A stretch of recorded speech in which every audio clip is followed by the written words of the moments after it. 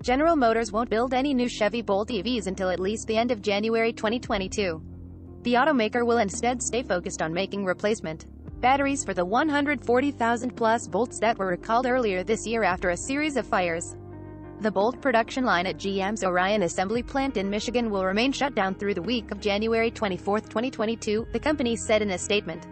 Thursday, we will continue to inform employees at the appropriate time of any additional production schedule adjustments as we continue to focus on battery module replacements. GM had already said that it wasn't going to make any more Bolts for the rest of this year, though Thursday's announcement put a more fine date on things.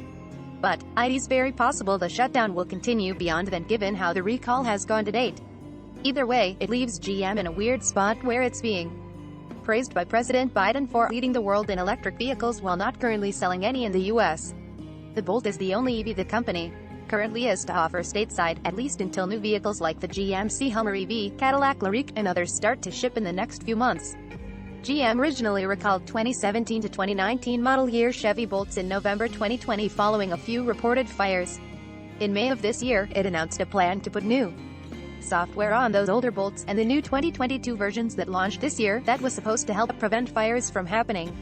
But that software didn't work, and so GM issued another recall in July. After a newer model year Bolt caught fire in August, GM recalled all Bolt EVs ever made and stopped.